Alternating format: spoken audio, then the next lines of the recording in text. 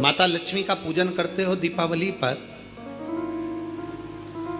ऐसा कोई घर नहीं, सनातन धर्म में ऐसा कोई घर नहीं जहां माता लक्ष्मी का पूजन नहीं होता दीपावली पर। जब आप मां लक्ष्मी का पूजन करोगे, माता लक्ष्मी की जब पूजन करो, जैसी आपके यहाँ पूजन होती है, जैसे आपके पूर्वज करते आए, जैसे आपके घर के ब्राह्मण देवता, जैसे आपके नगर के ब्राह्मण देवता जिस भाव से पूजन कराते हो, ब्राह्मण पूजन कराने आते हो तो ठीक, ना आते हो तो आपके घर में आप स्वयं जैसे माता लक्ष्मी का पूजन करते हो वैसे करो।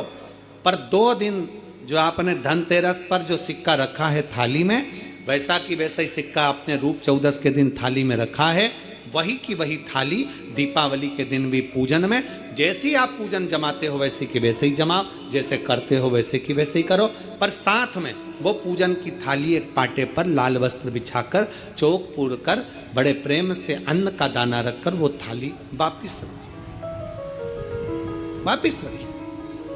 और दीपावली के दिन भी वैसी की वैसे ही पूजन करना है।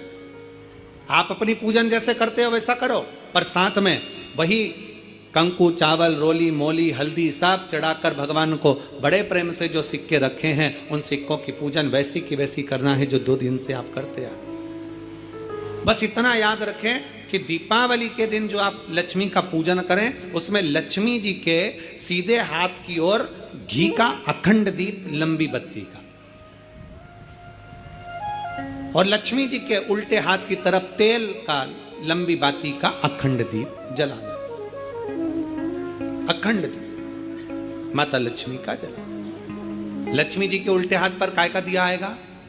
जम के बोलो, तेल का, लंबी बाती का, और सीधे हाथ पर काय का आएगा? घी का दिया।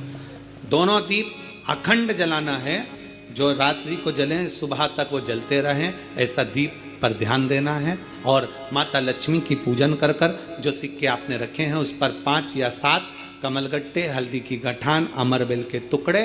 पर इस पूजन में आपको हरी मूंग, खड़ी जो मूंग आती है हरी, उसको भी थोड़ा सा समर्पित करना है, और खड़ा धना और गुड़ की थोड़ी सी डली ये भी समर्पित करना है। जो कमल का पुष्प हो, जो पुष्प आपके पास में हो लाल कलर का, वो माता लक्ष्मी को समर्पित करना है। चावल सफेद नहीं, पीले कलर कर भगवान माता लक्ष्मी को समर्पित करना है।